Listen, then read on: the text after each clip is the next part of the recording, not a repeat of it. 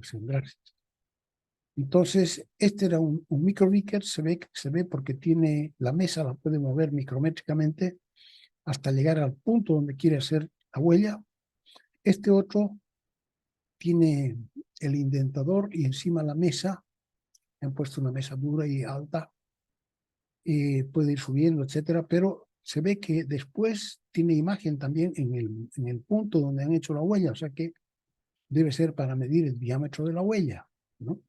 Entonces este puede ser, o puede ser un Vickers normal, porque después del Vickers tiene que retirarse el indentador y tiene que medirse la distancia entre las huellas. Y entonces puede ser un Vickers o también podría ser un, el primero de todas las durezas, ¿cómo se llama? Wow, se me fue. Aquí a la derecha estamos viendo en detalle entonces el micro Vickers.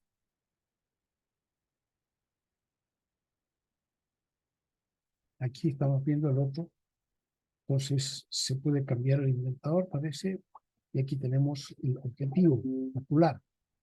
Entonces se puede girar esto y se puede cambiar donde antes estuvo el indentador. Va a estar el ocular midiendo la distancia entre las esquinas. Entonces yo no les había dicho, pero algunas veces he dicho que lo que se hace ahora, porque medir aquí la distancia entre las diagonales, el tamaño de las dos diagonales, y después bajarse al papel y sacar el promedio para calcular después la dureza, se requiere que dejemos de estar trabajando en el equipo. Entonces les había dicho que ahora basta con que hay algunos programas con que basta hacer clic 4 veces en cada esquina, uno hace clic, clic, clic y clic, y basta con eso para que ya el programa calcule las dos huellas y saque el promedio, etcétera, etcétera. Pero hemos visto también ahí los brasileños mostraban que hay unos equipos también que tienen dos rayas, una raya a la izquierda, otra raya a la derecha, entonces se van acercando las rayas hasta que uno comprime solamente las dos puntas. Quién sabe, eso es mejor, porque aquí se ve que algunos puntos no están muy bien iluminados, a pesar de que han hecho un trabajo casi a espejo, se ve que no están tan bien iluminados, de manera que uno aquí no sabe dónde está la esquina. De todas maneras, es a veces dudoso. Esto en cambio, se pues sabe inmediatamente que hay un reloj para medir la profundidad de la indentación, ¿no? Entonces, con seguridad que es un Rockwell. Rockwell A, Rockwell B, Rockwell C, todos los Rockwell. Quita. Tiene una escala interior, tiene escala exterior, dos escalas. Hay que poner el cero, ¿se acuerdan? Corre en dos partes. El cero está aquí, en el 1, en la escala B, tiene su cero. Y la otra está afuera y tiene el cero en otro lugar. 20 bits, aquí está el cero de la escala C. Entonces, escala C tiene este cero y la escala B tiene este otro cero, ¿no? Dependiendo de lo que estemos haciendo, Rockwell B o Rockwell C. Si estamos haciendo otro Rockwell, también nos avisa dónde tenemos que leer. Entonces, son todos los durómetros. Este durómetro es el micro Vickers. Esos son los durómetros que tenían en la Universidad de Linköping en Suecia para hacer sus ensayos. Estaban allí a merced de los estudiantes, pero claro, había también toda una zona de laboratorio de microscopografía, de dureza. Este es una foto nomás, Starret. Aquí se puede hacer ensayos por el reloj, sería un Rockwell, ¿no? Este es digital, Starret digital. Y aquí abajo está mostrando los distintos, pero este chiquitito es portátil, ya no es con toda la mesa, entonces uno lo lleva lo lleva en el bolsillo o en una cajita, y en el lugar donde quiere medir la dureza lo pone paradito encima.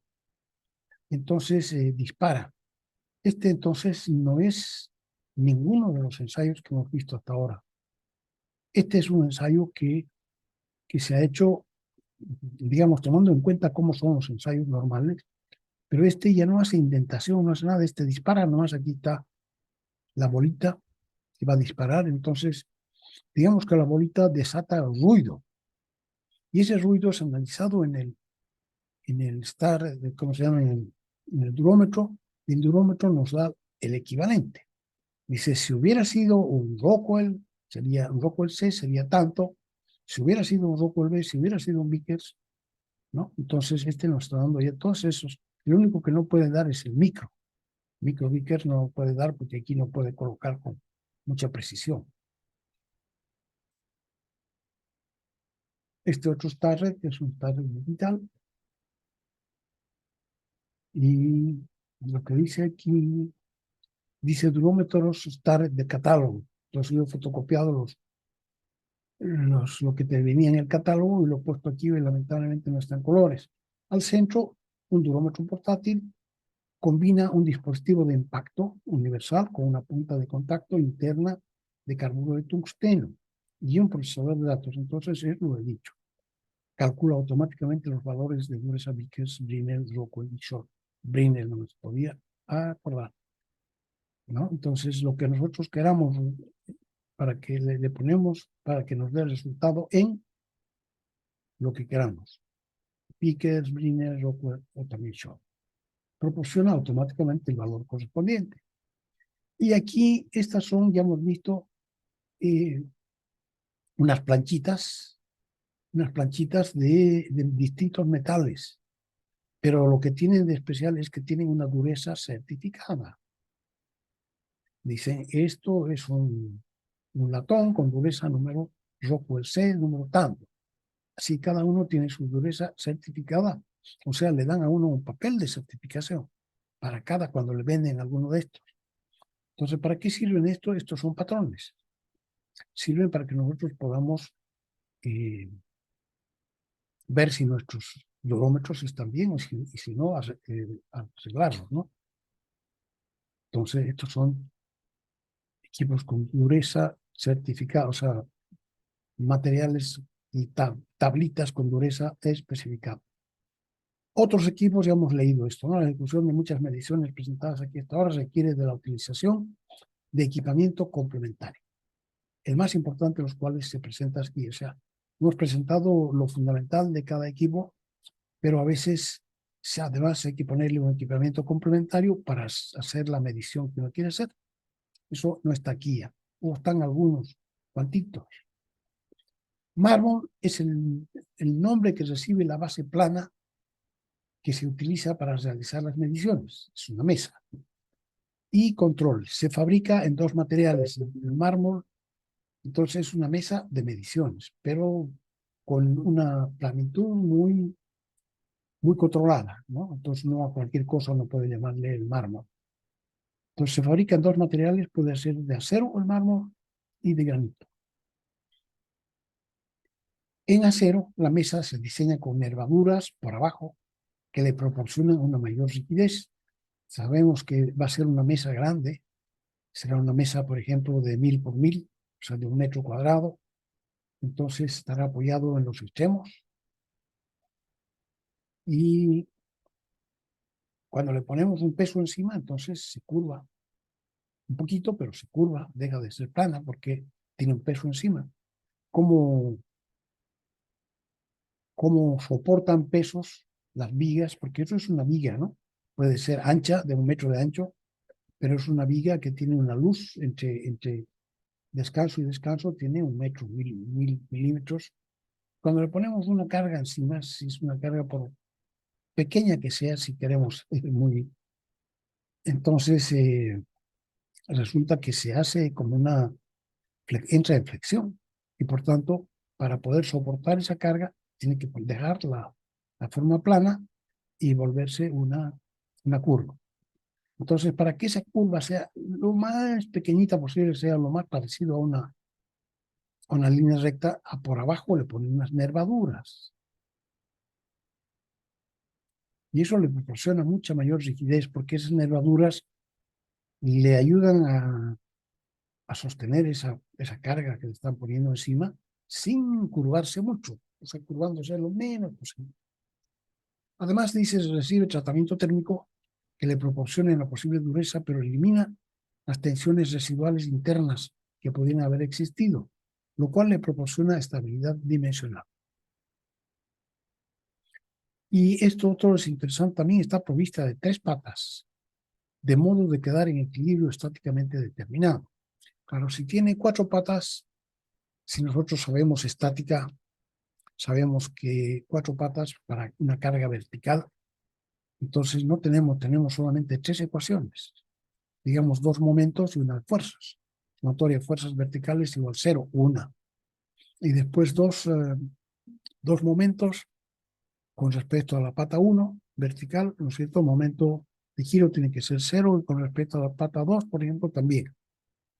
El respecto a la pata 3 y a la pata 1 ya son combinados de las otras dos. Entonces, no podemos, si tuviera 4 patas, entonces ya el equilibrio ya no sería estáticamente y no podríamos determinar la fuerza de cada pata por el equilibrio estático. Tendríamos que determinarlo por las deformaciones de las patas. Una se deforma un poquito más, etcétera, para que se pudiera resistir la fuerza que está encima. Entonces, por eso es que para que no esté coja, y a veces infinitesimalmente coja, nadie se nota, pero va a depender del piso sobre el cual esté puesta para que sea coja o no. Entonces, si tiene solo 3 patas, no puede nunca estar coja. ¿Sí? Esa es otra manera de decir que es un equilibrio estáticamente determinado. Su superficie ha sido acabada con rasqueteado, o sea que una vez que está bien plana, hemos hecho todo lo posible por todas las operaciones mecánicas posibles para que sea lisa. Además se rasquetea, es una herramienta especial el rasqueteador.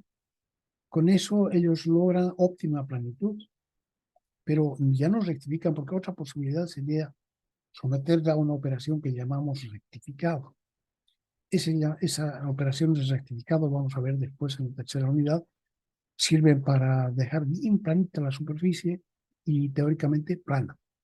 Ahora aquí son tan quisquillosos que dicen no se rectifica con ese procedimiento por la posibilidad de que se produzcan pequeñísimas incrustaciones, o sea, ese rectificado va a soltar siempre unas virutas muy chiquititas.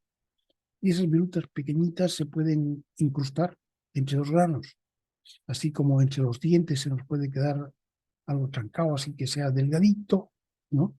Con una cáscara de maíz, por ejemplo, se queda trancado y cuesta mucho sacar. Aquí puede ser tan pequeña que no se note, pero sin embargo, cuando ponemos encima, ya lo que está encima no es paralelo a la superficie, o sea, es así de ridículo, honesto, digamos, ¿no? O sea, son bien, teóricamente tiene que estar además bien plano. Entonces, no lo rectifican por eso. Y en lugar de eso, le aplican la operación de rasqueteado, que es manual. Para que no se produzcan incrustaciones de granos o partículas duras que le quiten la planitud requerida, planitud práctica. El mejor material para mármoles es el granito, o sea, la piedra. No es el acero, sino que es la piedra. ¿Por qué es mejor? Por su menor coeficiente de dilatación térmica, 5 por 10 a la menos 6. El acero, ¿cuánto tenía? ¿Se acuerdan? 11 por 10 a la menos 6, entonces más del doble. Entonces, este lo hace prácticamente, como es tan pequeñito su coeficiente alfa, eso lo hace prácticamente inerte a los cambios térmicos, ¿no? A un cambio de 10 grados, 20 grados, prácticamente mantiene sus cambios térmicos. Y sus cualidades de amortiguación de vibraciones y rigidez. Esa es otra característica que deben tener. Cualquier vibración que se produzca en la superficie, ¿no? Por algo que tenemos puesto encima, no continúa vibrando indefinidamente, sino que muy rápidamente se amortigua esa vibración. Y además esto es muy rígido. Rígido quiere decir que tampoco se flexiona, o se flexiona muy poquito. Entonces aquí están, esos tienen también, entonces tienen normas para la fabricación de mármoles. Pueden ser de grado 1 o de grado 2, con una tolerancia de error, dice, de 10 micras más L partido por 100. L será el largo de la mesa. Por ejemplo, si la mesa de 1000, o de 1 metro de ancho, entonces será L igual, será 1000 partido por 100, 10. O sea que el grado 1 tendría una tolerancia de 10 más 10, 20 micras, más o menos 20 micras, arriba y para abajo, ¿no? Del punto más bajo al punto más alto, garantizado que no va a haber más de 20 micras. Y el grado 2 tiene una tolerancia de error mucho mayor, o mucho menor, porque va a ser 4 más L partido por 250 para la misma mesa de 1000 entre 250 sería 4, 4 más 4, 8, ¿no? Entonces, en lugar de las 20 serían 4 micras para arriba y 4 micras para abajo. O sea que esta mesa tiene una presión muy grande y hay que tener mucho cuidado con ella, digamos, ¿no? Debe costar un montón de dinero. El que L la altura de la mesa. Último elemento que nos falta por ver es el trazado, no sé qué hay aquí. Aquí estuvimos viendo en ese cuadernillo, hemos visto la empresa Synergy, que producía metales de polvo, ¿no? Powder Metal Components. Dijimos que era el sinterizado de polvos que se comprimen por simplemente presión en una prensa y después se cuecen de manera de hasta casi la fusión. Entonces ellos hacen todo tipo de piezas de acuerdo a esta tecnología y también las pueden diseñar. O sea que ellos hacen solo esto, pero no usan, porque ellos trabajan para clientes. Entonces, Intergy vale la pena ver esa, es una enorme fábrica, hermosa. Introducen por, entonces hemos visto también,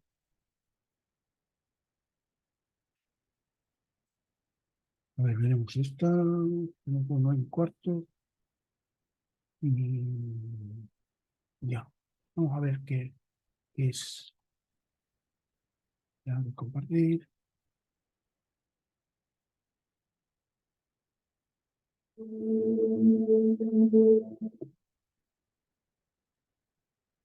¿Dónde está? ¿Dónde está? ¿Y será? Aquí, aquí. No la veo yo.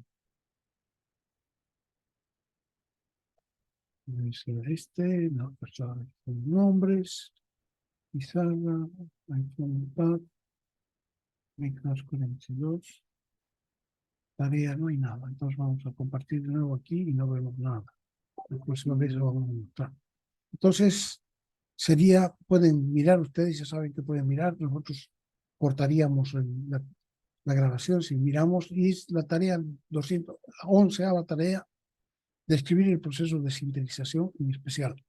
Preguntas sobre la sintetización. Competitividad con otros procesos de fabricación de piezas. Ya hemos visto que tiene unas grandes ventajas, a pesar de que no puede hacer todo, pero tiene enormes ventajas con respecto a otros procesos que, por decir nada más, son más sucios, ¿no? Esto parece, en la zona que están haciendo el trabajo, parece casi una sala de operaciones. Muy bien. Entonces, vamos a ver aquí. Entre los instrumentos de medición nos falta citar el mármol o mesa de medición. Ya está citado, lo hemos visto anteriormente en algunas aplicaciones. Aquí este pelado está trabajando encima de un mármol, ¿no? Entonces, tiene otra forma de mantenerlo fijo en el suelo para que para que no esté cojo en ninguna esquina, ¿no? Y tiene otra forma, miren, tiene el espesor que tiene para que realmente sea como un piso y cuando le pongamos algo encima no se flecte como si fuera una viga. Entonces, este es un mármol de mármol, de granito. Los mejores mármoles son de granito negro, como el de la foto, por su coeficiente, etcétera. A pesar de la pandemia de coronavirus, ustedes ya han pasado por el taller de motores, donde habrán aprendido a usar muchos instrumentos de medición y calibración, como se puede ver en este video. A ver, vamos a ver qué dice el video. Me parece que no funciona.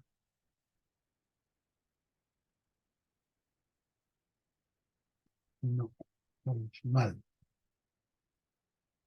Muy bien. Tarea 212 era con este video. No sé si va a poder hacer. Enumera los instrumentos que se ven en el video anterior. Ustedes van a poder sacar esto y verlo. Ah, pero está en el Dropbox. Esto no tiene algún problema, porque es una grabación mía, parece. También taller de soldadura y habrán aprendido a soldar, habrán visto, dado examen individual, teórico práctico, construido alguna estructura soldada. En ese taller también se aprende a medir y, por supuesto, con instrumentos menos precisos que los que se requiere para medir el desgaste de los motores. Aquí una muestra de cómo trabajan en ese taller. Este tampoco no funciona. Okay. Trazado, instrumentos de trazado. El trazado es lo único que nos faltaba ver aquí.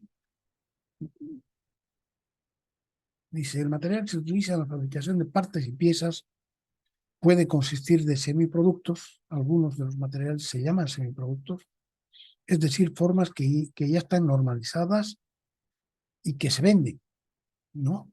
Como barras, planchas, etcétera. Entonces, uno va a la ferretería y compra una barra, una plancha. O bien pueden tratarse de preformas, o semiproductos o preformas. Eso es lo que utiliza el taller de mecánica, ¿no?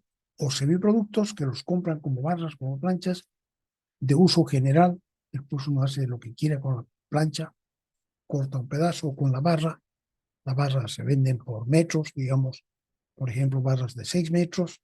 Entonces uno compra para tener y va ocupando de 200 en 200 milímetros para hacer ejes, por ejemplo, planchas también. Y aquí pueden tratarse las preformas, piezas fundidas, moldeadas y forjadas. Algunas de estas puede ser que también se produzcan normalizadas, pero muchas otras son hechas para nosotros. En nuestro taller, en taller de fundición, ¿no? Que es el taller de forja, entonces tienen superficies que no tienen la precisión necesaria para lo que nosotros queremos. Entonces, una vez de fundidas, una vez de moldeadas o forjadas, tienen que pasar al taller metal mecánico. Y la de semiproductos igual. Digamos casos, antes de poder ser maquinado, el material debe ser trazado. Entonces, nosotros tenemos que marcar aquí, agarramos una plancha y tenemos que ya saber de cuánto por cuánto vamos a cortar y dónde va a haber que hacerle agujeros, dónde va a haber que hacer un sacado, etcétera. Entonces, eso dice, antes de poder pasar a la maquinación, el material debe ser trazado, es decir, deben marcarse sobre la superficie las ubicaciones de los agujeros, donde van a estar los agujeros, los resaltes, intersecciones y demás características que tendrá la pieza una vez terminada. Como puede suponerse, el trazado es una operación que requiere máxima precisión. Yo creo que aquí no hay nada, entonces vamos a irnos al otro lado. Aquí estamos en el texto. Ok. Estamos aquí, instrumentos de trazar. Consiste en marcar en la superficie de la materia prima los lugares en los que se van a realizar las operaciones de fabricación. Dado que es un trabajo no productivo, que requiere tiempo y mano de obra entrenada, o sea que no cualquiera puede trazar, se elimina en la fabricación en serie. Entonces ya no lo queremos tener porque nos ocupa mucho tiempo, nos ocupa gente que ha sido entrenada para hacer ese trabajo, o sea, es más cara que el obrero común.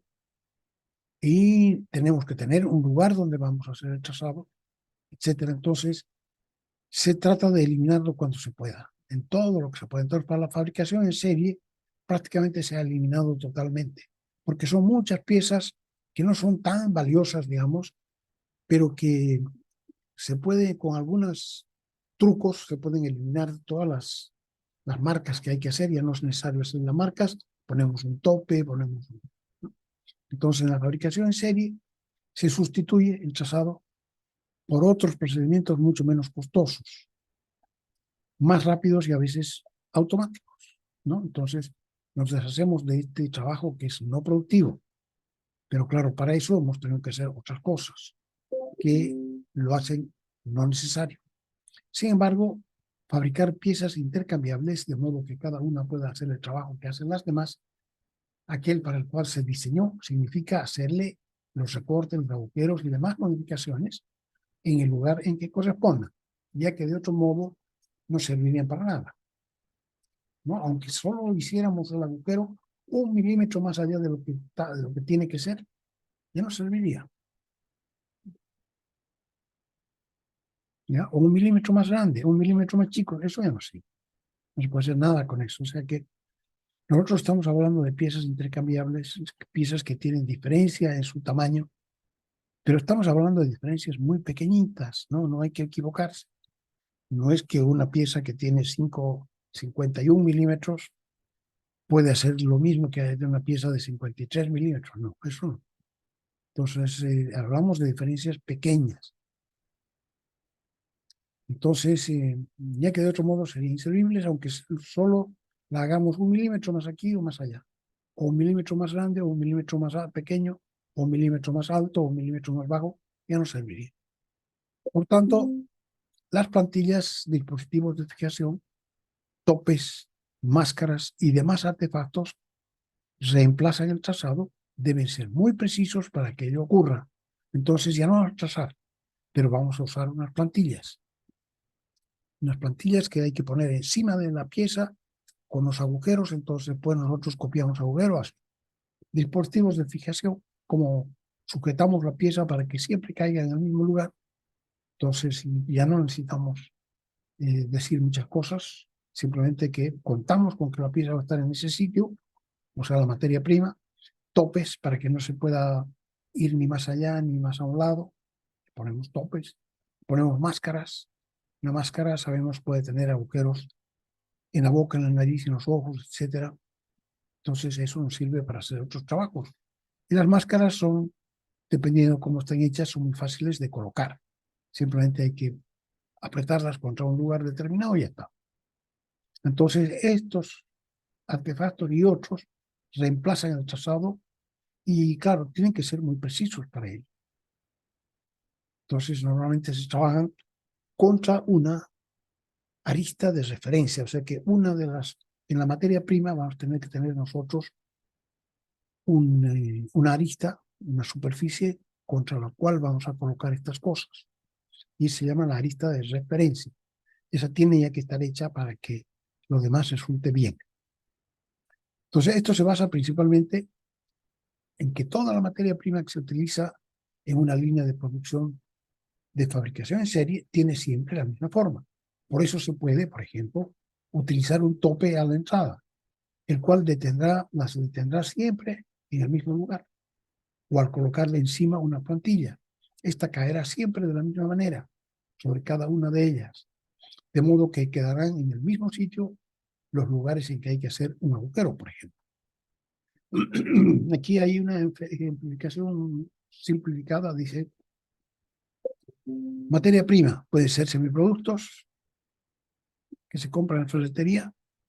Por ejemplo, esta una barra redonda que tenga 6 metros de largo, con perfil en B, ¿no? B que tiene 6 metros de largo, 4 metros de largo, 2 metros de largo, venden en distintos largos para los clientes, o a veces cortan en la misma ferretería, le venden en 12 metros y le dicen, no, yo quiero que me la corte en 6 metros, ya se la cortan por 20 pesos, digamos, ¿no? Entonces, también hay la posibilidad de esa, pero en principio son materiales que vienen fabricados, ¿sí?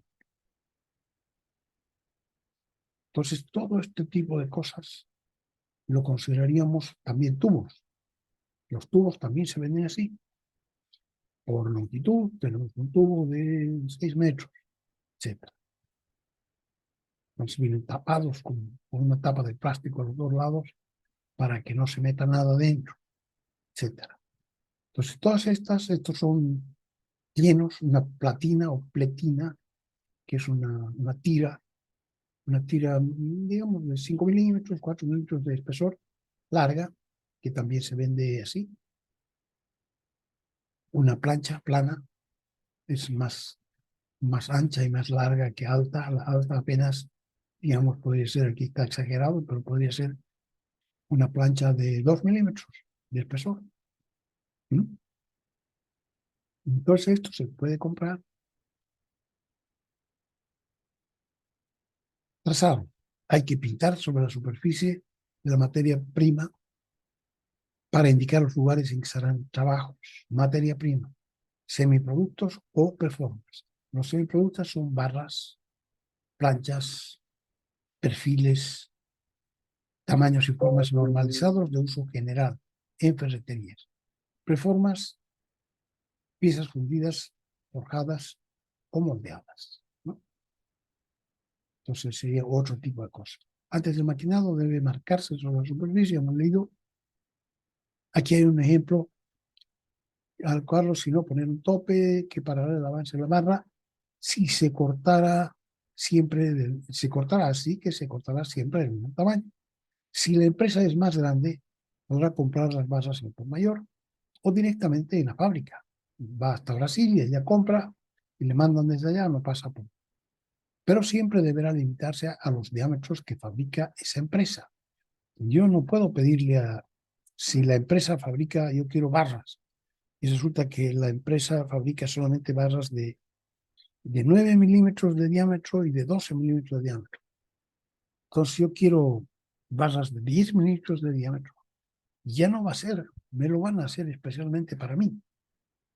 Y eso es un trabajo más caro, porque van a tener que poner muchas herramientas que no están colocadas en sus máquinas.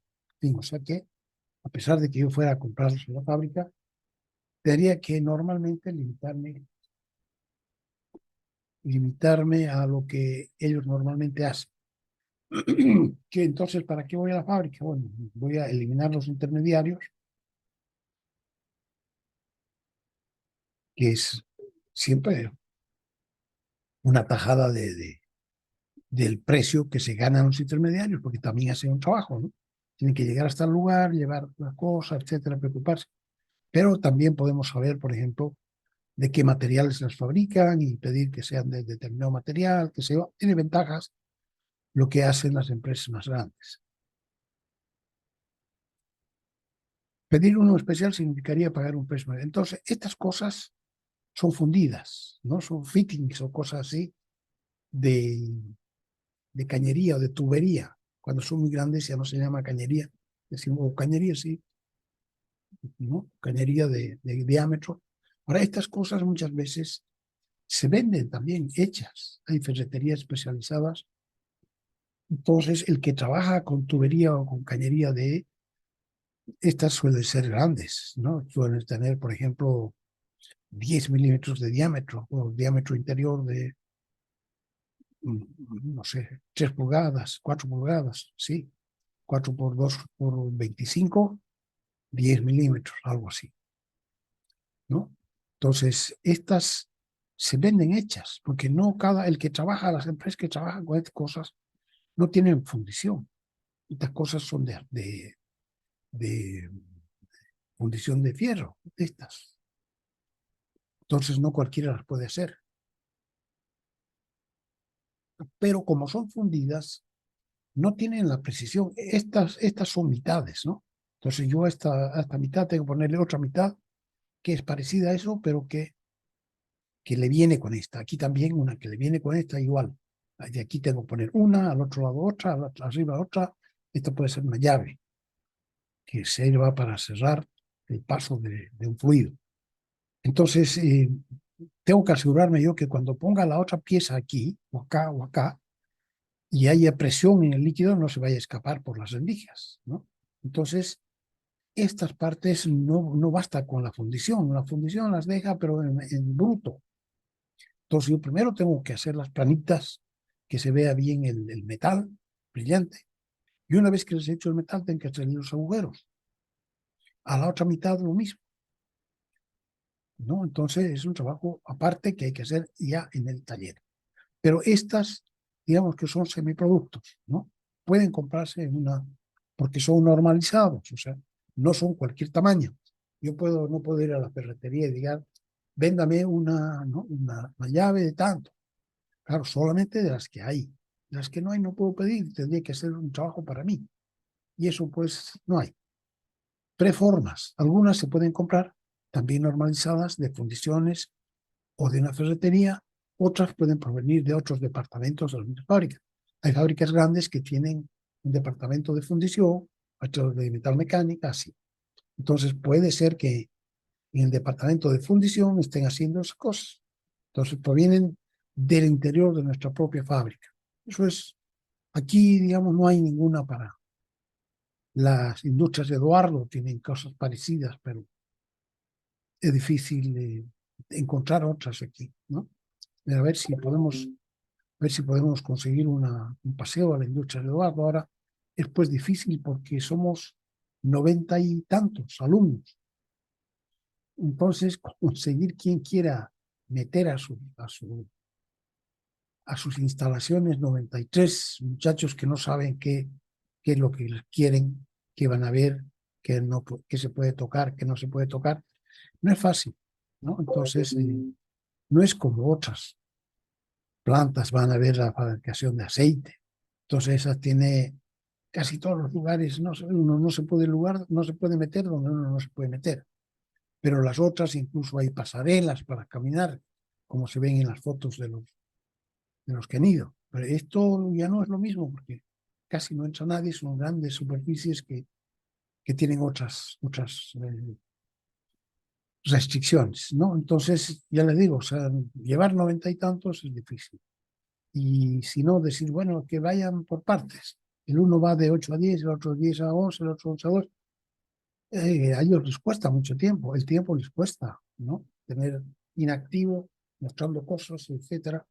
Pero bueno, para eso tenemos muchos videos que les pongo yo de cosas parecidas, ¿no? Que les dan una idea exacta de lo que hay en otras partes. Ahora dice, cuando se trata de piezas únicas o piezas de mucho valor, habrá que volver al trazado. O sea, de nuevo a pesar de que habíamos eliminado el trazado, en otras vamos a seguir trazando. ¿Por qué? Porque fabricar esa pieza ha costado, digamos, $100,000, por decir algo. Y no es exagerar. $100,000 puede costar miren, estos bastidores, son bastidores que se han hecho con fundición de acero, ¿no? Entonces, ese bastidor, se van a convertir después en máquinas de laminación, laminadoras. Se van a parar. Está echada porque tienen que hacer las marcas y tienen que hacer el maquinado, ¿no? Entonces no se hace el maquinado de parado, sino de echado. Pero ahora están en el piso de la fábrica. El piso de la fábrica es de cemento armado con fierros. Tiene lugares donde se colocan estas cosas siempre y son muy pesadas. No sé cuántas toneladas, 20, 30 toneladas puede pasar esto sin ningún problema. Entonces puedes romper el piso de que se trate. El piso tiene que estar expresamente hecho para estas máquinas. Y pues no pueden, entre dos se pone uno a la izquierda, otro a la derecha, y la movemos más allácito, no se puede, ¿no? Mover 20 toneladas así de un rato por otro no está fácil. Entonces arriba tiene puentes grúa, que son unas grúas que sirven para levantar todas estas cosas, porque ninguna se levanta a mano. Aquí estas son las rondanas de una puente grúa, ¿no? Entonces, ya ven ustedes, aquí hay máquinas para trabajar. Entonces, este es el hall de montaje de fabricación por ejemplo, de laminadoras. Entonces dice, sin embargo, cuando se trata de piezas únicas o piezas de mucho valor, habrá que volver al trazado. Cada una de estas piezas tan grandes, imagínense, aquí están parados ellos, o sea que fácilmente tiene de alto 10, 12 metros, ¿no? 10 metros de alto. Tiene que haber sido hecha, es una aleación de acero, de fierro fundido. Tiene que quedar bien, sin agujeritos, sin poros. Entonces cuesta mucho, mucho hacerla. 100,000, digo yo, pero puede ser 200,000, $300,000 que cueste. Y entonces hay que hacerla bien hecha. Si hacemos el agujero donde no es, ya no sirve, hay que botarla. Entonces, antes de volver al trazado, antes habrá que pintar estas cosas. No hay ningún lápiz que nos haga. Aquí han hecho, por ejemplo, trabajo. Entonces esto estaba ya de color de metal, pero ahí se está oxidando un poquito. Entonces esta capa parece de óxido encima, porque claro, entre que hacen una cosa y otra, entra siempre la humedad y demás, ¿no? Entonces no hay ningún lápiz que nos pueda hacer, se acabaría su punta en un santiamén. Entonces lo que hacemos es pintar con una pintura que es bien frágil, es una pintura que seca muy rápido, porque no podemos estar esperando de un día para otro que seque la pintura. Hay que tiene que ser una cosa muy rápida. Y cuando se usa un alambre duro, en el que le hemos hecho la punta, con ese alambre podemos ir raspando así y se va rompiendo la pintura, se va saltando porque es una pintura frágil. Entonces esa capita delgadita de la pintura se salta y nos deja la marca. Pues de eso se trata este trazado que hace. Entonces antes pintar y muchas veces, por su gran tamaño, utilizar el piso de una fábrica como esta. Entonces aquí esta no entra en ninguna mesa de trazar. Entre paréntesis, uno de los instrumentos de trazado es la mesa de trazar, que no es la mesa de mediciones, no es un mármol. El mármol es demasiado fino, digamos así, para poner estos trastos que todavía no están hechos. Entonces, solamente esa mesa de mediciones se utiliza solamente con productos terminados, limpiecitos, sin polvo, sin nada. Estas, si fueran más chicas, podrían ponerse en una mesa de trazado. Es diferente. Tarea 213, aquí está acerías, fundiciones, ferreterías venden productos planos, como planchas y perfiles, como barras redondas o cuadradas, mismos espesores, diámetro, longitud. Esto significa un gran acuerdo general, o sea, hay normas para fabricar. Así también tornillos, pernos, clavos, que los venden en tamaños normalizados. Para comprar productos existentes uno tiene que elegir entre ellos, entre los que hay, no entre los que no se fabrican. Un pedido especial tendrá que ir a la fábrica y tendrá un precio mucho más alto, además del tiempo de espera. Entonces se han puesto de acuerdo a nivel de todo el mundo, el gran acuerdo general, todo el mundo, el que quiere participar, comprar y vender, tiene que regirse por esto y se llaman los números preferidos de Renard. Entonces ustedes tienen que aprender y saber qué son los números, porque después cuando sean profesionales van a estar sujetos a esto, comprar y vender tamaños normalizados. Entonces tienen que tener una idea de lo que son los números de Renard. Y entonces aquí es esa tarea, averiguar y entender cómo se generan y cómo se utilizan los números preferidos. Ahora ya saben de qué se trata. Tamaños normalizados que venden en las ferreterías. El que fabrica eso también que tiene que fabricar en estos tamaños, si no nadie se los va a comprar. Además hay algo que es también más general, hay zonas de unidades. Ya hemos visto que cuando estamos viendo las unidades de medición, hemos visto que en unidades de longitud, había unas que eran las métricas, que utilizaban el milímetro, la micra, el decímetro, el centímetro, etcétera, y que para nosotros la unidad básica debe ser el milímetro.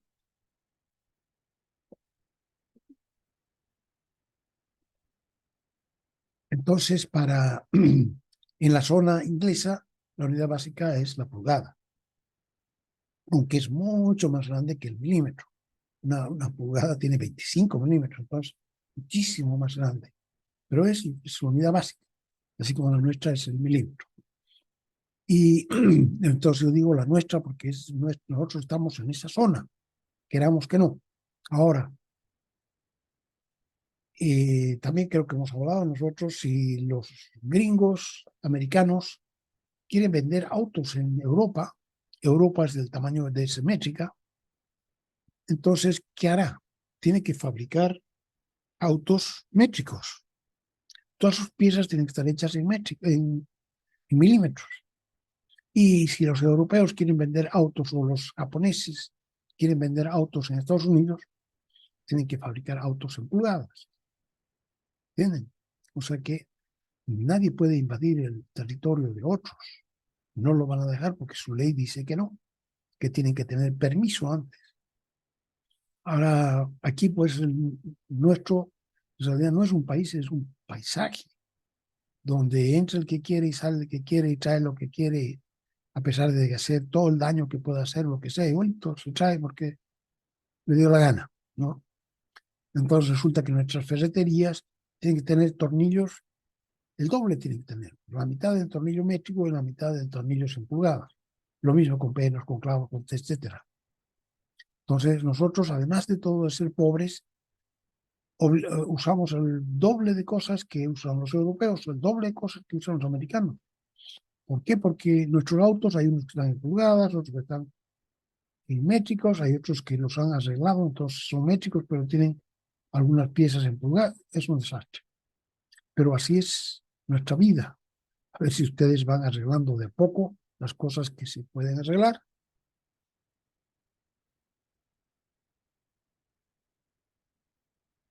Entonces, para eso habrá que entender los números de Renard. Es una serie, dice que este señor van a leer, este señor habían, cuando le tocó vivir a él, fabricaban, ¿cómo se llama esto? Cuerdas. Fabricaban cuerdas para hacer distintas cosas. Y imagínense, entonces vendían, todas las empresas vendían lo que se le ocurría de cuerdas. Entonces habían como 200 y tantas cuerdas distintas. Y los compradores tenían que entender esa maraña de curvas, de cuerdas. Y entonces pocas veces también llegaban a lo que querían, porque tenían que usar lo que había y bueno, había 200, imagínense. Entonces un desorden padre. Entonces este señor dijo, no puede ser que tengamos que trabajar con 200 cosas cuando una cosa tan simple. Entonces se puso a estudiar y pudo sustituir esos 200 y tantos por crear, no sé, 17 productos diferentes, pero que contenían prácticamente todos los números de diámetros de cuerdas desde de que cubrían las 200 y tantas. Entonces, probablemente pocos iban a obtener exactamente lo que querían, pero la gran mayoría iban a obtener prácticamente igual a lo que querían y tenían la gran ventaja que siempre la podían repetir. O sea que iban a comprar la cuerda número 7 y siempre era la número 7. Entonces, cuando se ponía, etcétera. Entonces, tiene muchas ventajas. Y a este señor entonces se le ocurrió crear un sistema de números preferidos. Y eso es lo que ustedes tienen que ver, que han, mostrar que han entendido. Y son, cómo se genera, etcétera. Pueden contar también la historia de él. Era un militar francés, señor Renard. Y entonces la tarea consiste en bla, bla, bla, y está para que ustedes la hagan. Laboratorio de tecnología mecánica, taller de mecánica para aprendices. Vamos a ver qué hay aquí.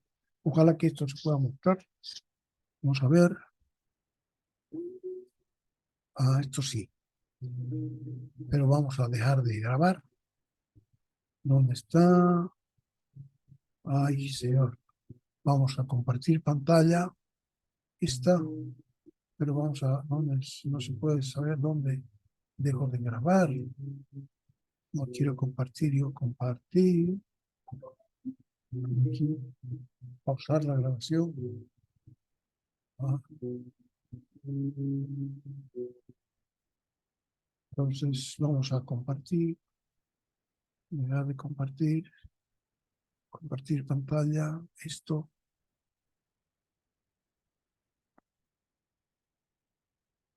Compartir.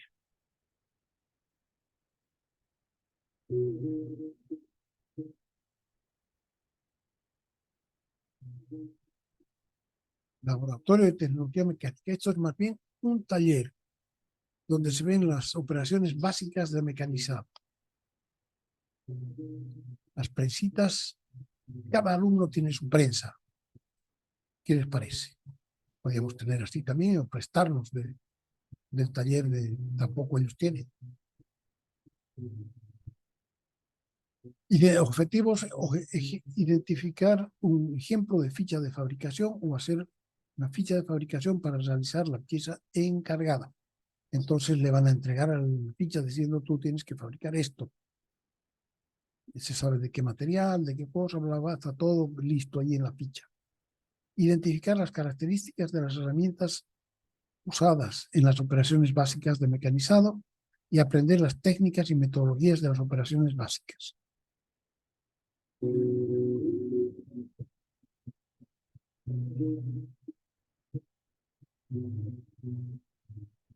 Analizar el entorno de trabajo, el taller de mecanizado, así como las normas de seguridad.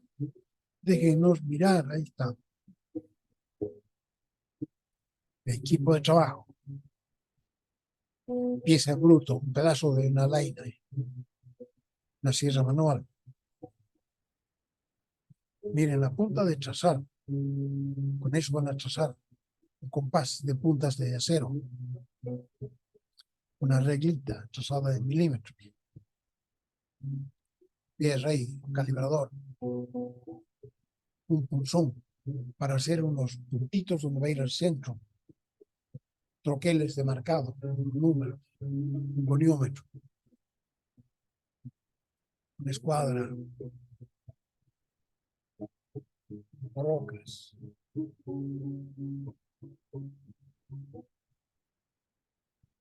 Limas, machos, estos tres se llaman machos, machos de roscar. Este es un taladro de columna.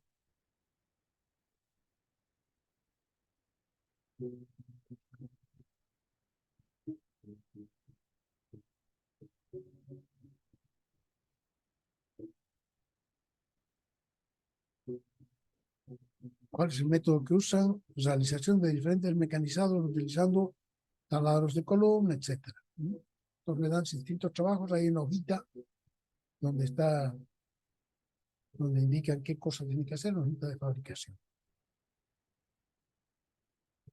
Ve, aquí está, es sus hojas de trabajo, ficha de fabricación. Una, dos.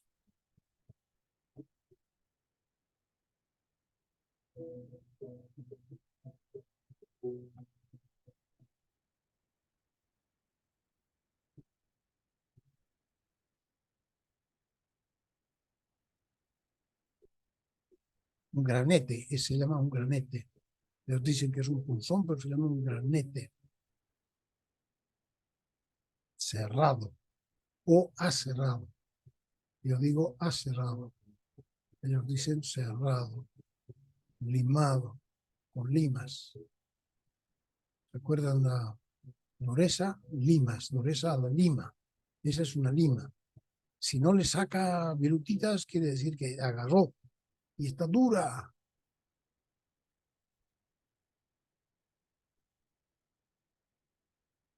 Agujereado. Los agujeros se llaman también taladros, pero nosotros más bien le decimos agujero y a la máquina le decimos el taladro, pero se llaman taladros los agujeros.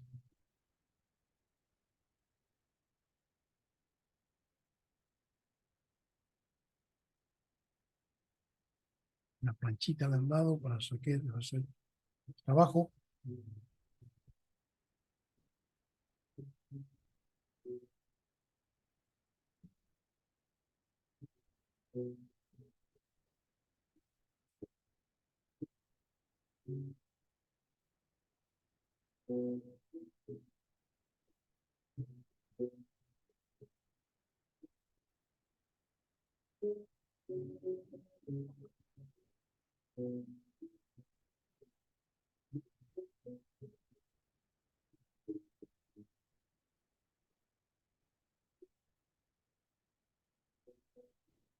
Haciendo hilo con un macho, haciendo roscado con machos.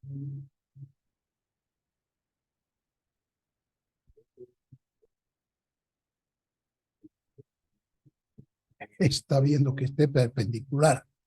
Ahora después, si puede mantener esa perpendicularidad cuando esté con el manillar ya es otra cosa, ¿no? Pero le pone además, tiene que ponerle aceite para lubricar la zona en que está haciendo el trabajo.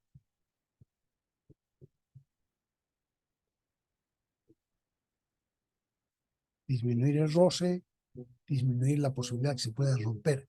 Estos machos tan fuertes se rompen muy fácilmente. Si nosotros los tratamos mal, pues cada cierto trecho hay que jalar para atrás para que salga la viruta que se ha ido haciendo.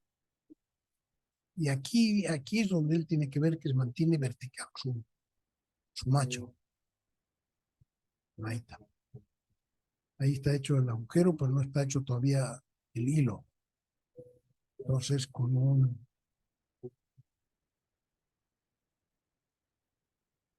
granete le ha hecho esa marca.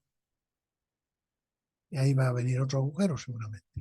Laboratorio de tecnología mecánica, operaciones básicas de mecanizado. A ver. Operaciones básicas de mecanizado.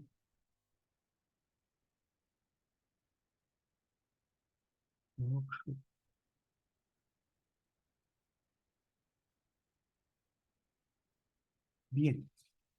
Entonces, ahí ven, estaba muy bonito, tranquilo estaba él. Vamos a dejar de compartir y vamos a seguir compartiendo nuestro trabajo. Entonces, en este video pueden ver algunos instrumentos de trazar. Es muy instructivo, solo que llaman punzón, yo le llamo granete o punto de marcar centro. El punzón sirve, el verdadero punzón, según yo, sirve para hacer agujeros, ¿no? Entonces, el punzón puede hacer agujeros cuadrados, es una herramienta así también para pegarle encima, y cuando uno le pega encima, entonces le hace un agujero a la plancha. Pero y esto es para simplemente también decir que en algunas partes se llaman diferente. Muchas palabras las hemos copiado del inglés. Entonces, en algunos países sí, en otros no. Entonces, el lenguaje técnico difiere bastante de un país a otro, a pesar de que todos hablamos castellano. Tarea 214 enumera los que aparecen en el video.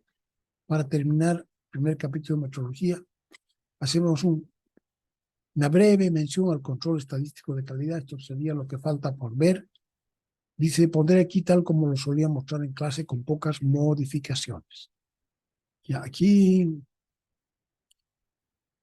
está también el trazado, en el texto.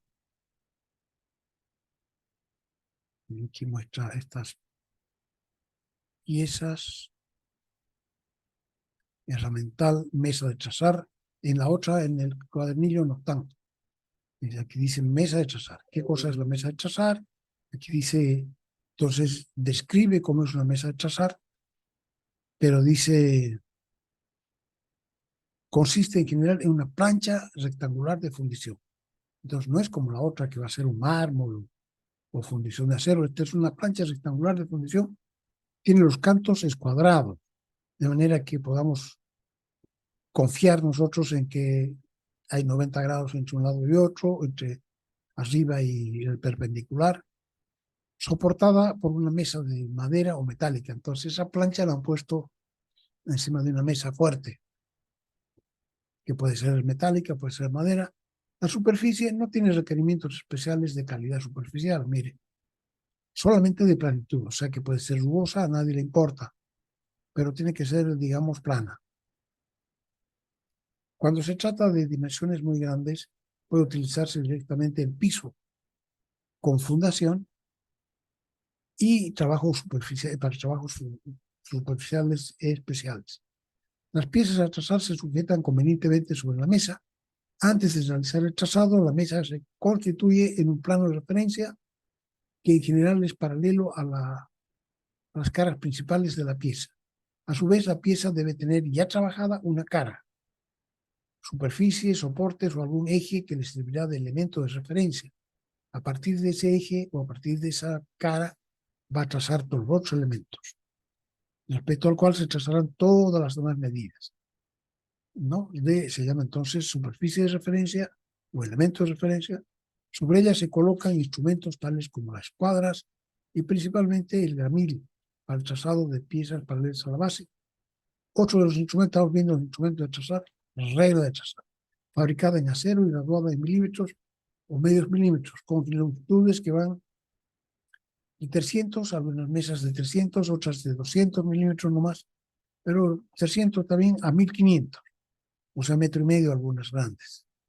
Y también más, pero ya es raro, pero se hace, se fabrica.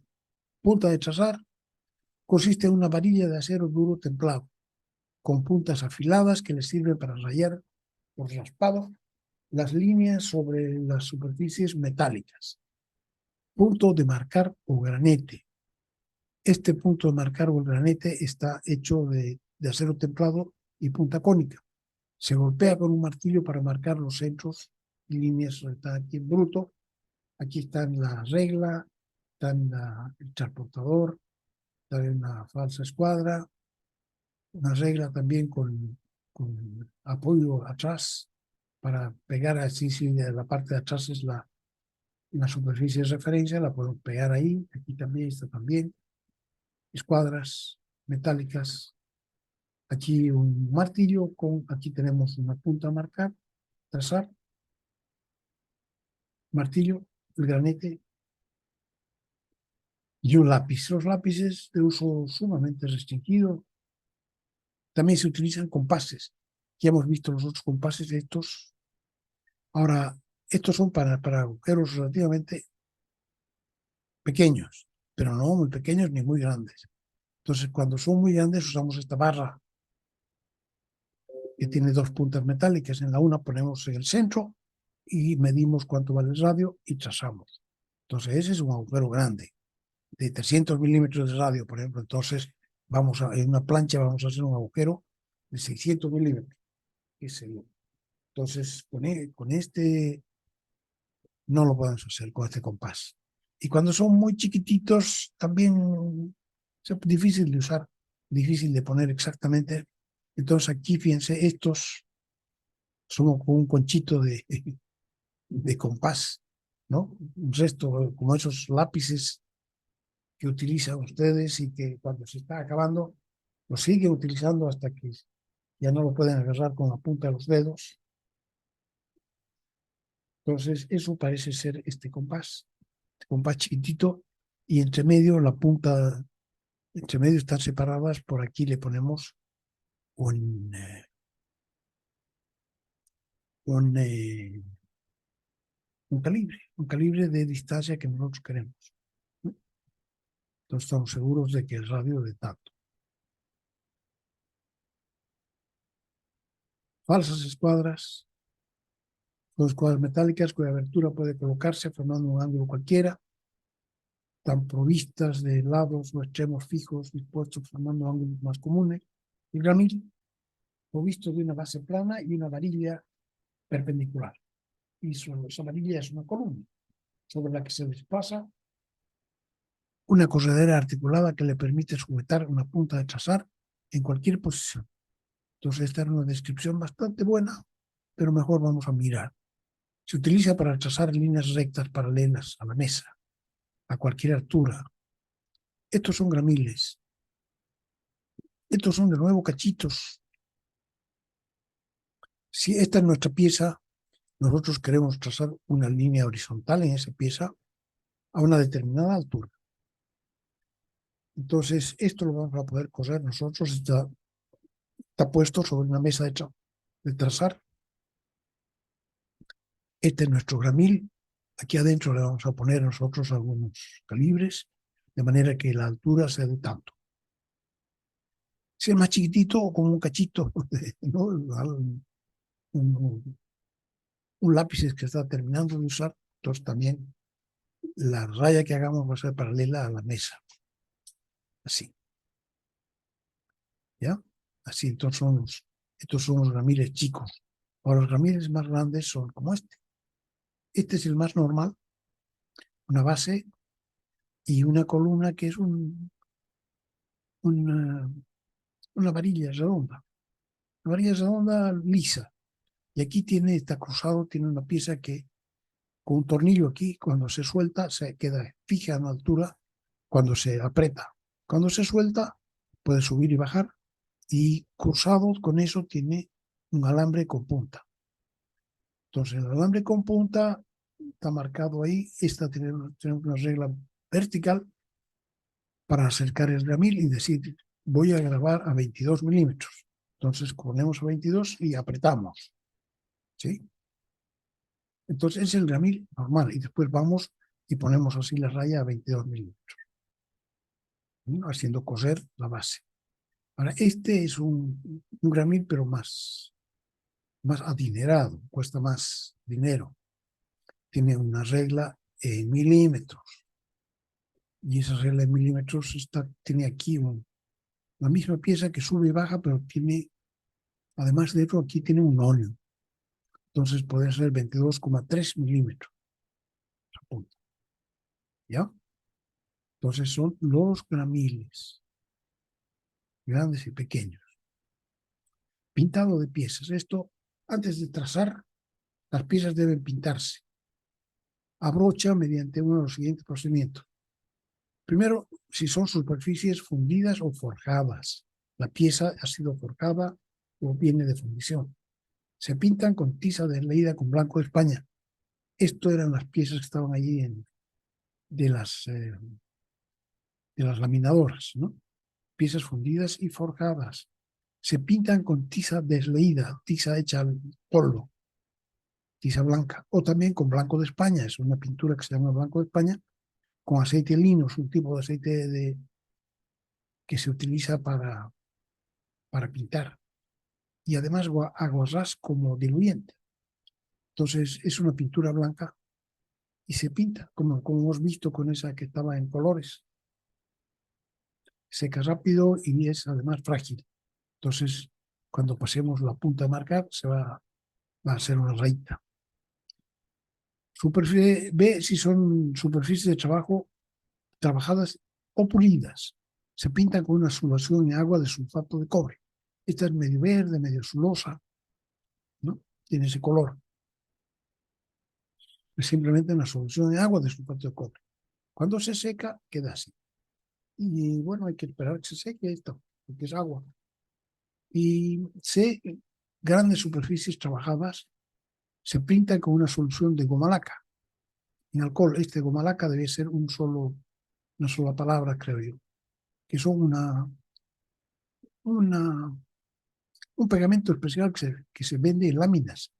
Se vende en láminas y se pone en baño María, calor, para que entre en el agua, para que se diluya en el agua, la goma laca. Entonces, la goma laca en alcohol y un colorante llamado fucsina. Entonces, estos son color rosado, fucsia.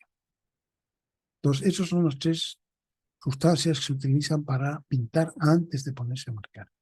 Y aquí hay algunos ejemplos de rayado. Entonces, aquí la superficie de referencia va a ser esta, que está agarrada entre dos prensas. Entonces, ahora queremos con esta escuadra trazar primero superficies paralelas, para trazar, para eso usamos un calibre, ¿no? Así como estos, ¿ve? Estos calibres sirven para trazar superficies, líneas paralelas a las líneas de referencia, ¿no? Y estamos usando con el alambrito o la punta de trazar. Y después con una escuadra podemos usar para trazar verticales. Entonces, esta es una plancha que vamos a cortar así en esos pedazos, probablemente. Las paralelas se pueden hacer así, si tenemos esta es la superficie de referencia, podemos usar esta escuadra con un sombrero aquí y podemos apoyarnos en la superficie y ir trazando las perpendiculares. ¿Sí? Entonces, ejemplo, aquí queremos trazar dos perpendiculares, pero a una distancia dada. Entonces, esa distancia, este es un calibre que tiene esa distancia. Otras piezas que son gruesas, estas son planchas más gruesas, podemos hacerlas así. Estas ya hemos visto, estas, cada uno se puede imaginar lo que se va a hacer ahí. Ejemplos de piezas ahorras. Breve mención a los métodos estadísticos de control de calidad. Entonces, para hacer esto, estamos ahora en el texto. Nos vamos ahí, aquí. Se acabó el 18 y cuadernillo 19. Entonces, una breve mención al control de calidad que pondré aquí tal como solía mostrar en clase, con pocas modificaciones. Entonces yo simplemente voy a ir leyendo y comentando lo que ya está puesto aquí. Hemos visto instrumentos de medición con precisiones de hasta una micra, instrumentos de medición, así como calibradores que permiten controlar dimensionalmente la producción, calibres. Sin embargo, cuando la cantidad de piezas a producir aumenta a varias decenas de miles de piezas de cada tipo y la velocidad de fabricación se incrementa, de manera que se producen varios centenares de piezas por hora, entonces ese tipo de controles empiezan a volverse excesivos y dejan poco espacio a la actividad principal, que es la producción. Entonces, siempre a tener en cuenta, necesitamos controlar para saber que lo que estamos produciendo está dentro de las normas que nos han dado, pero nunca hay que olvidar que este control no es productivo. Claro, tiene que ver porque si mandamos piezas que no están dentro, nos las van a mandar de vuelta, nos van a pedir de vuelta su dinero. Bueno, pero como actividad no es una actividad productiva. Entonces, en lo posible no debiera interferir la producción. Debiera llevarse a cabo de forma paralela y no ocupar ni mucho tiempo, ni mucha gente, ni mucho espacio. Pero, sin embargo, permitirnos asegurar que el que estamos fabricando está bien. Entonces, en esa circunstancia, recurrimos a lo que es el control estadístico de calidad. Entonces, sabemos que el control estadístico no cuenta toditas. Dice, por ejemplo, no sé, pues, cuenta, o sea, pesa 10 y después cuenta 1000. Y después no la va a pesar las 1000, sino que simplemente va a multiplicar por 100 lo que pesaban las 10, por decir algo. ¿No? Entonces, el control estadístico es más o menos igual. Sabiendo como se sabe que la variación de tamaños sigue una distribución normal, esto también es algo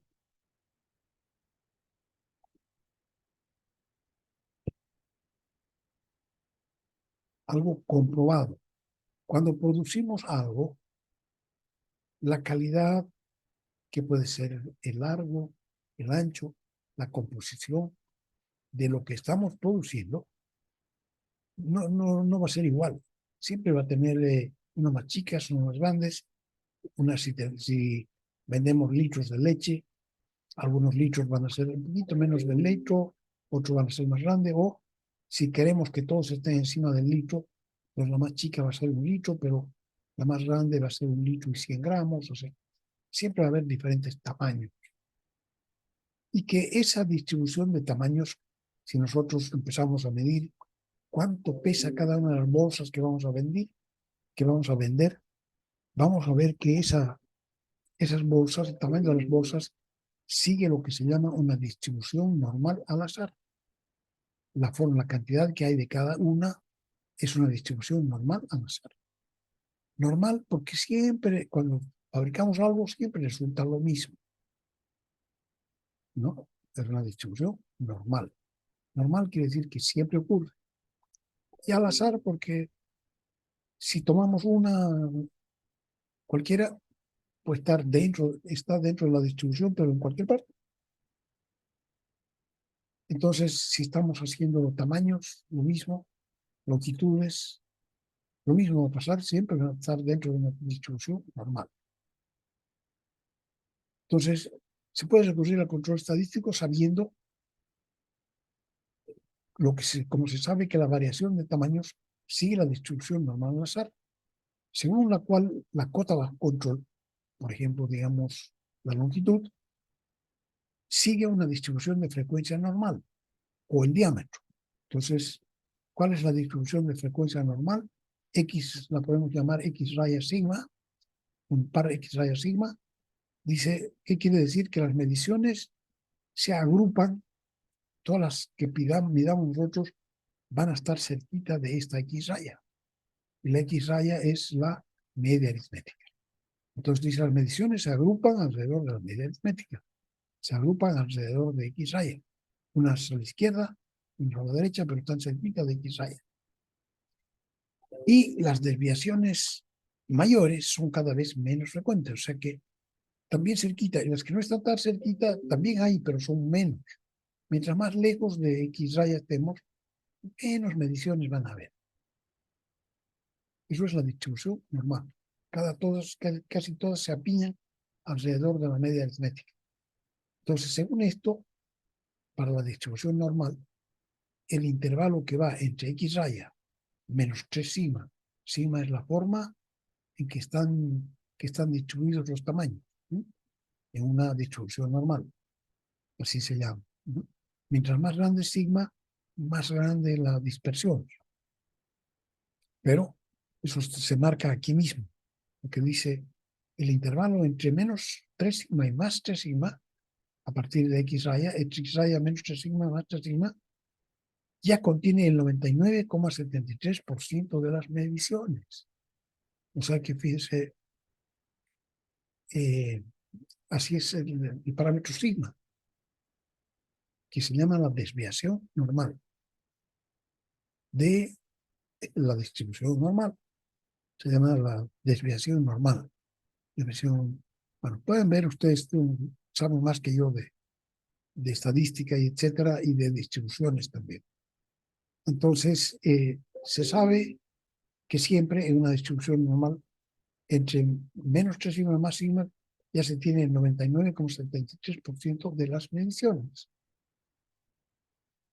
Si ese intervalo coincide con la cota mínima y la cota máxima permitidas respectivamente, entonces se sabrá la calidad de la producción. Entonces podemos saber que el 99,7% de nuestras piezas van a estar dentro de lo que nosotros decimos que estamos produciendo. Y que menos de aquí, nosotros, por ejemplo, si entregamos 1000 piezas de estas, entonces, como es 99,73%, es 997,3 por 1000. O sea que de cada 1000 piezas, 997 van a estar dentro de norma. Y menos de 3, porque es 2,7 en realidad, menos de 3 van a estar afuera de este intervalo. Entonces, por ejemplo, digo yo, no como norma ni nada, pero podría ser, nosotros entregamos una caja de 1000 y además le entregamos 3 unidades de repuesto, y con eso ya sabemos que él se está llevando 1000 dentro de la norma, ¿no? Porque el error es menos de 3 en 1000. Si fueran 10.000 las que estamos entregando, entonces 997,3, o sea, estarían en la norma. 9.973 estarían como norma y 27 quedarían fuera de 10.000. Entonces ya sabemos esto, ¿no? A ver, voy a... Muy bien. Entonces, si ese intervalo coincide con la cota mínima de la cota máxima, entonces sabe cuál es la calidad de nuestra producción. Sin embargo, en la fabricación también interviene otro tipo de desviación. O sea que lamentablemente a las desviaciones normales se le suma otro tipo que se llaman las desviaciones señalables. Y estas tienen características diferentes. Estas desviaciones, distribución normal, se mantiene a lo largo de la producción. Si nosotros estamos produciendo un día entero lo mismo, la distribución va a ser la misma, ¿no? Pero estas desviaciones señalables no. Primero, tienen algo diferente, ¿no? La causa que las produce puede ser identificada, o sea que nosotros podemos identificar a qué se debe este mal comportamiento. Entonces dice ya que se origina en el mal funcionamiento de los equipos. ¿Quién es Maribel Noemí? Maribel Miranda. Ah, bueno, ya. Se superpone a la distribución al azar. Entonces, estas nuevas que aparecen aquí, que son las desviaciones señalables, se van a sumar o se van a superponer a la distribución al azar que ya teníamos. Esa distribución al azar es permanente, de características conocidas, pero no eliminable. No se puede eliminar porque se origina de un montón de causas que son cada una muy pequeñita y que entonces se suman y producen una distribución normal. Ahora, esta otra sí se debe al mal funcionamiento o también a veces en fallas personales, el personal está trabajando mal, o en defectos macroscópicos del material. El material que hemos puesto está malo, pero no nos hemos dado cuenta, herramientas gastadas o rotas, etc. O sea, hay varias causas siempre identificables, señalables. Este tipo de desviaciones se superpone a la distribución al azar y su amplitud va creciendo en el tiempo. O sea que se pone más grandes y más grandes y más grandes cada vez y puede aumentar enormemente de un momento a otro. Entonces viene la catástrofe. Estas empiezan a sobrepasar todo lo que imaginable. Entonces, de manera que ya no sea posible predecir la calidad del producto. Esas causas deben, por lo tanto, eliminarse del proceso productivo.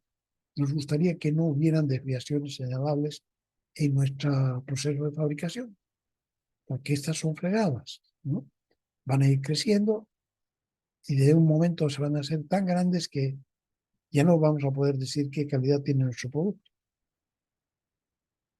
Pero tenemos la suerte de que pueden ser identificables. Podemos saber a qué se debe esta desviación que está produciendo, que es la señalable.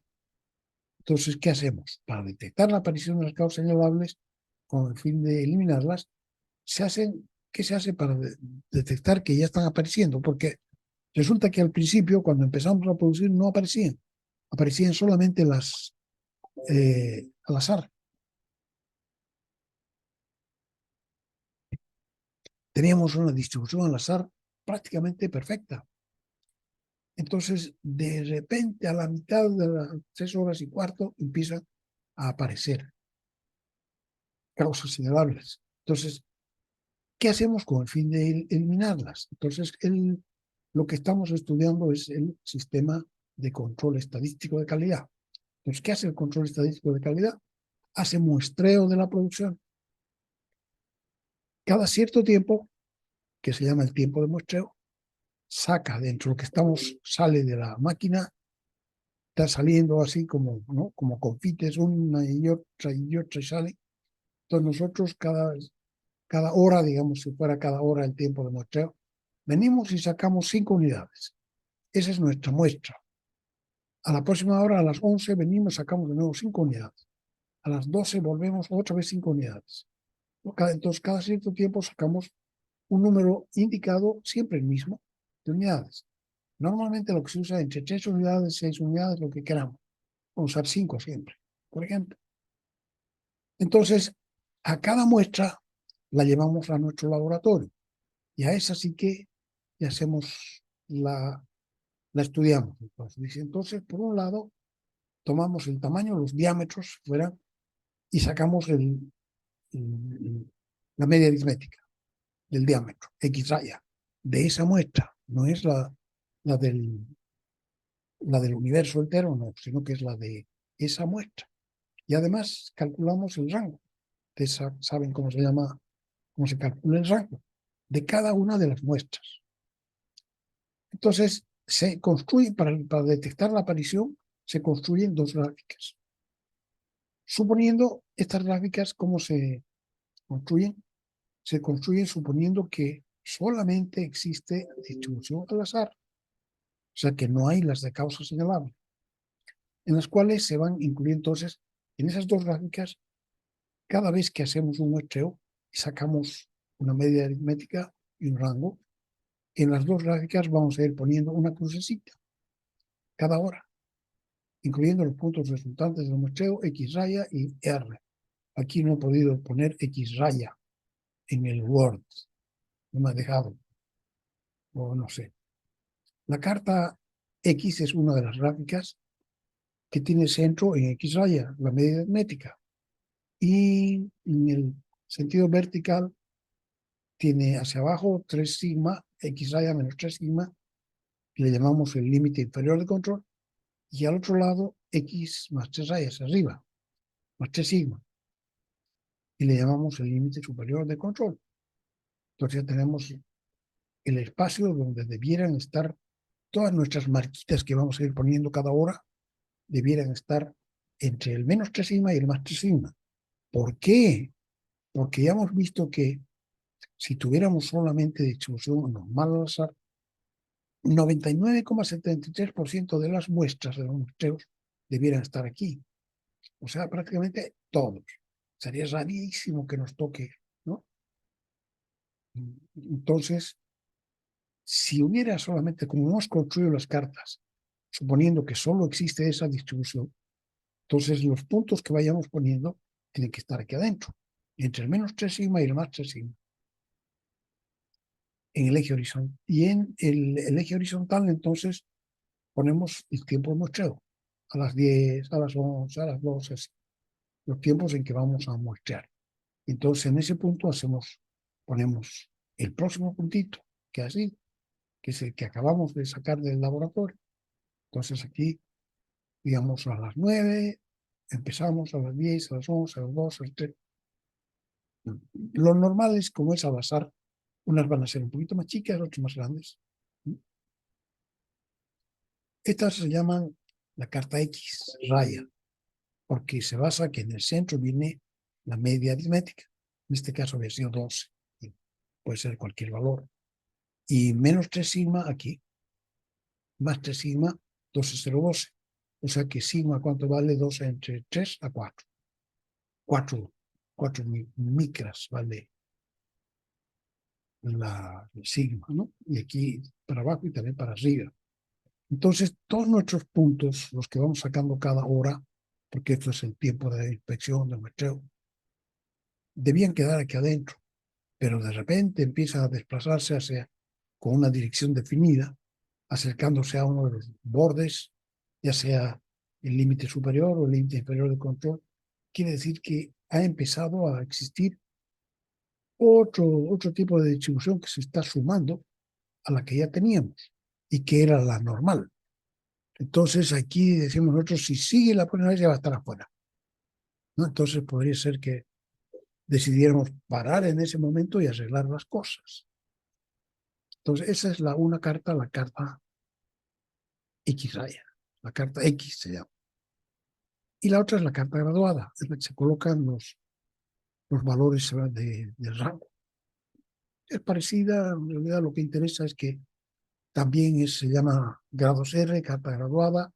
Aquí se va introduciendo el valor del rango y también tiene un límite inferior de control y un límite superior de control. Esos son números estadísticos que deberían saber calcular ustedes. Y entonces los puntos de los rangos que vayan de las muestras que vamos obteniendo tienen que estar aquí adentro, en el límite inferior con el límite superior, porque el 99,73% de la muestra está aquí. Si todos los puntos se van distribuyendo superior e inferior dentro, se puede inferir que no existen causas señalables en el proceso. Pero en cuanto uno o dos de los valores se aproximen a los límites superior e inferior, se puede inferir que han aparecido desviaciones por causas señalables. En ese caso, lo que hay que hacer, ¿qué hay que hacer en ese momento? Ya sabemos que hay, entonces detenemos antes de que la calidad de la producción se vuelva innobrable. Ya no vamos a poder decir qué estamos fabricando. Entonces lo detenemos y vamos a eliminar esa cuestión que está molestando. Entonces, una vez detenida la producción, buscamos y eliminamos la causa señalable. Había sido por esta razón. Entonces la corregimos, la eliminamos y después podemos volver a producir. Entonces, se busca y elimina la causa señalable activa. Y luego se continúa produciendo. Ese es entonces el esquema. Las cartas se construyen, pero ¿cómo construimos nosotros X raya? X raya es del todo universo. Y vamos a fabricar 10.000 piezas y nosotros ya sabemos que la media aritmética es de 12. De las 10.000 piezas, no, pues si no hemos fabricado, pero lo que se hace entonces es lo mismo para los grados, ¿no? Entonces dice, las cartas se construyen con los valores calculados de las 10 primeras muestras. Entonces, las primeras veces agarramos las primeras 10 muestras y con eso construimos la media de las medias. Y la media de las medias va a ser la media del universo, estimado, ¿no? Normalmente es posible, y entonces así, con estas cartas y con este procedimiento, dice, es posible descubrir la existencia de las causas señalables y eliminarlas antes de que la calidad se vuelva inaceptable. Tarea 215, proceso de fabricación de alicates. Enumerando los procesos de fabricación y objeto comparar. Entonces miraremos alicates. Yo pensé que ya habíamos visto un video inavaliable. Entonces tengo que buscar yo dónde están alicates. Me van a esperar un ratito. Salimos. Entonces en videos. Cursos de soldadura, departamento.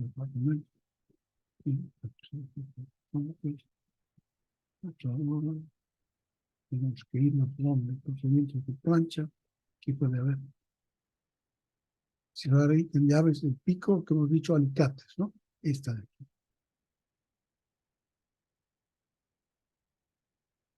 Queremos abrir ese archivo usando con la aplicación.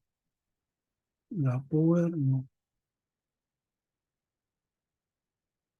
Vamos reproductor PLC. Y aquí vamos a dejar de grabar, mejor. No quiero hacer un lío con la gente. ¿Ya? ¿Quedó así? No quedó. Queremos abrir con PLC. Abrir.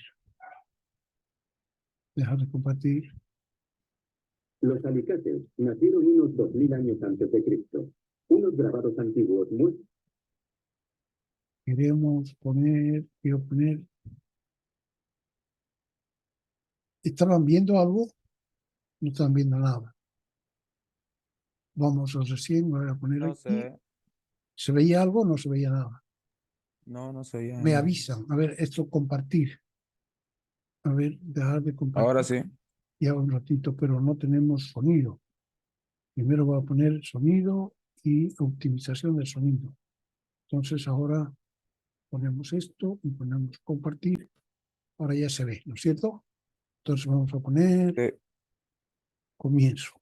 Los alicates nacieron unos 2000 años antes de Cristo. Unos grabados antiguos muestran a los dioses griegos usando alicates en una fragua. Los herreros actuales siguen haciendo alicates, pero usan herramientas automáticas para moldear el metal. Los alicates son un elemento básico en los cinturones de herramientas de electricistas, fontaneros y mecánicos. Los alicates tienen 3 partes básicas: mango, remache y cabeza. Todas las piezas nacen de una barra de acero a la que los operarios del metal dan forma. Primero, en un potente horno eléctrico, se calienta al rojo el acero en pocos segundos.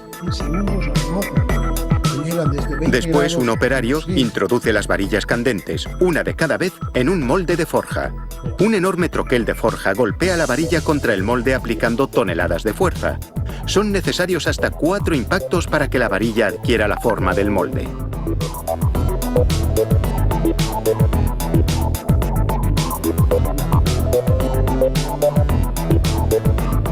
Después, la forja se coloca en una prensa que elimina el acero sobrante.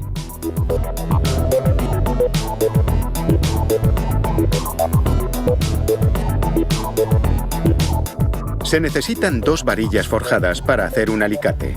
otro igualito. Este será universal. Así que el siguiente paso es hacer los dientes en la cabeza. Los operarios colocan las mitades del alicate en esta brochadora. Sus docenas de diminutas cuchillas rebajan el acero bajo una ducha de lubricante.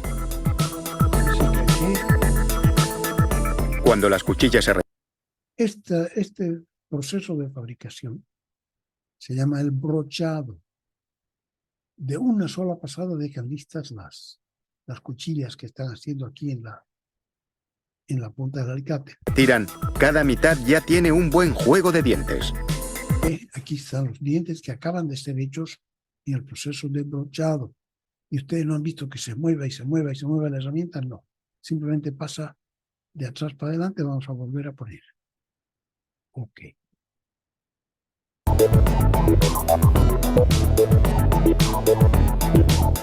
Se necesitan 2 varillas forjadas para hacer un alicate. Este será universal. Así que el siguiente paso es hacer los dientes en la cabeza. Los operarios colocan las mitades del alicate en esta brochadora.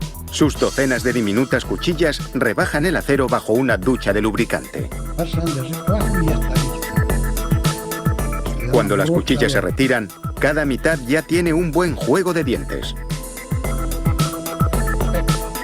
El acero se trata térmicamente para endurecerlo. Es un proceso llamado temple. Las mitades del alicate permanecen en un horno a gas durante unas 2 horas a una temperatura superior a 800 grados centígrados. A continuación, se templa el acero en agua salada para enfriarlo de forma rápida y uniforme. Los dientes de estos alicates sufrirán mucho, así que reciben un tratamiento láser para endurecerlos un poco más y hacerlos más resistentes. Miren, está otro temple. Sobre el temple que le han hecho, están templando los dientes. ¿Con qué están templando? Con un rayo láser, que los calienta de nuevo. Solamente la superficie la calienta a los 900 grados, lo que sea, y después se enfrían rápidamente porque solamente la costita se ha calentado con el rayo láser. Entonces, el enfriamiento también es... Los alicates ya están listos para el montaje. Para unos alicates universales, un operario inserta un único remache y une ambas mitades. Seguidamente coloca la pieza en una máquina que gira a gran velocidad, generando fuerza y fricción para asentar el remache. Los alicates de corte también se sujetan con un remache, pero el proceso de colocación es diferente. Las piezas se colocan en una prensa que aplica calor y presión para asegurar firmemente el remache.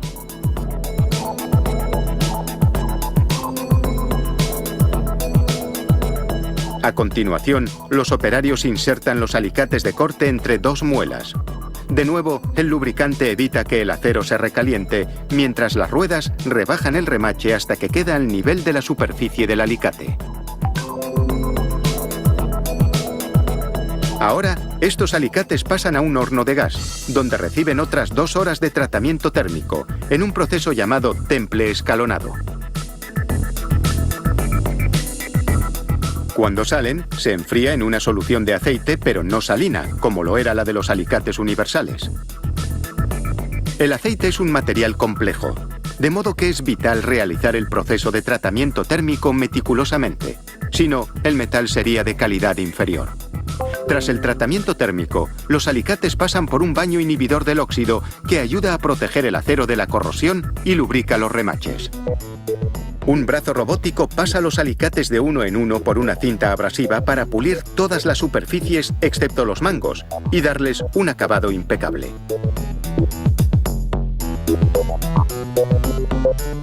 A continuación, un láser graba el logotipo de la empresa y el número del producto. Unas barras automatizadas introducen cientos de alicates en un tanque que contiene vinilo líquido. No hay goteo, porque antes de la inmersión, la empresa calienta los alicates para que este revestimiento se pegue al acero.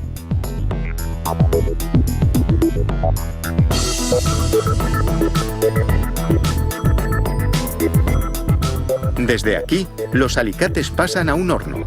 El calor endurece el revestimiento protector y almohadilla el mango para que sea cómodo en las manos. Sea cual sea su forma o tamaño, los alicates son una herramienta esencial para cualquier manitas que se precie. como no estamos grabando, voy a poner por segunda vez el video. Los alicates nacieron unos 2000 años antes de Cristo. Unos grabados antiguos muestran a los dioses griegos usando alicates en una fragua. Los herreros actuales siguen haciendo alicates, pero usan herramientas automáticas para moldear el metal. Los alicates son un elemento básico en los cinturones de herramientas de electricistas, fontaneros y mecánicos. Los alicates tienen 3 partes básicas: mango, remache y cabeza. Todas las piezas nacen de una barra de acero a la que los operarios del metal dan forma. Primero, en un potente horno eléctrico, se calienta al rojo el acero en pocos segundos. Después, un operario introduce las varillas candentes, una de cada vez, en un molde de forja. Un enorme troquel de forja golpea la varilla contra el molde aplicando toneladas de fuerza. Son necesarios hasta 4 impactos para que la varilla adquiera la forma del molde.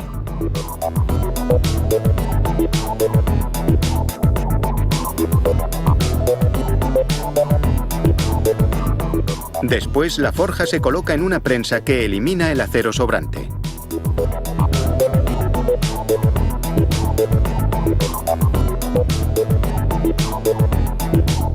Se necesitan 2 varillas forjadas para hacer un alicate. Este será universal, así que el siguiente paso es hacer los dientes en la cabeza. Los operarios colocan las mitades del alicate en esta brochadora. Sus docenas de diminutas cuchillas rebajan el acero bajo una ducha de lubricante. Cuando las cuchillas se retiran, cada mitad ya tiene un buen juego de dientes. El acero se trata térmicamente para endurecerlo. Es un proceso llamado temple. Las mitades del alicate permanecen en un horno a gas durante unas 2 horas a una temperatura superior a 800 grados centígrados. A continuación, se templa el acero en agua salada para enfriarlo de forma rápida y uniforme.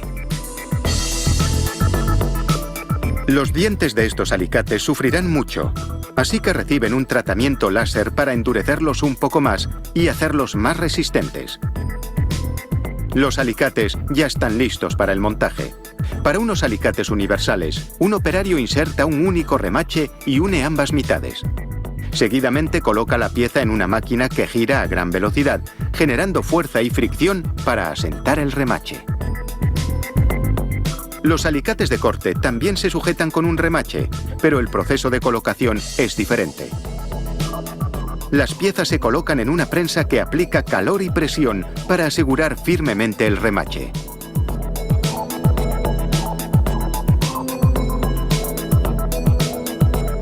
A continuación, los operarios insertan los alicates de corte entre 2 muelas. De nuevo, el lubricante evita que el acero se recaliente, mientras las ruedas rebajan el remache hasta que queda al nivel de la superficie del alicate. Ahora, estos alicates pasan a un horno de gas, donde reciben otras 2 horas de tratamiento térmico, en un proceso llamado temple escalonado. Cuando salen, se enfría en una solución de aceite, pero no salina, como lo era la de los alicates universales. El aceite es un material complejo, de modo que es vital realizar el proceso de tratamiento térmico meticulosamente, si no, el metal sería de calidad inferior. Tras el tratamiento térmico, los alicates pasan por un baño inhibidor del óxido que ayuda a proteger el acero de la corrosión y lubrica los remaches. Un brazo robótico pasa los alicates de uno en uno por una cinta abrasiva para pulir todas las superficies excepto los mangos y darles un acabado impecable.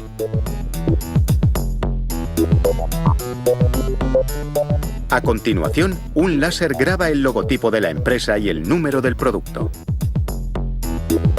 Unas barras automatizadas introducen cientos de alicates en un tanque que contiene vinilo líquido. No hay goteo, porque antes de la inmersión, la empresa calienta los alicates para que este revestimiento se pegue al acero.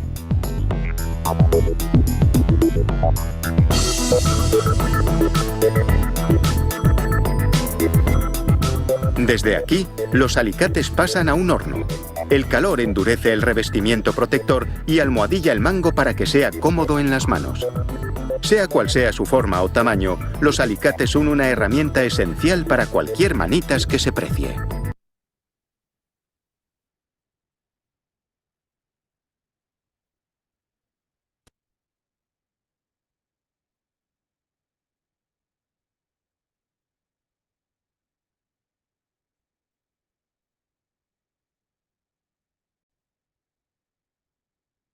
Y jóvenes, entonces han mirado cómo es. La forja no es suficiente para fabricar los alicates ni las llaves de boca. Es necesario que las partes más importantes de ambos productos sean sometidas a procesos metal-mecánicos. Perfecto, ahí estaba la tarea 2.15, ¿sí?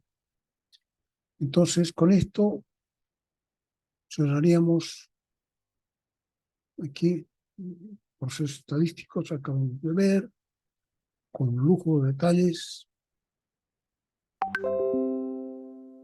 Aquí este es el texto.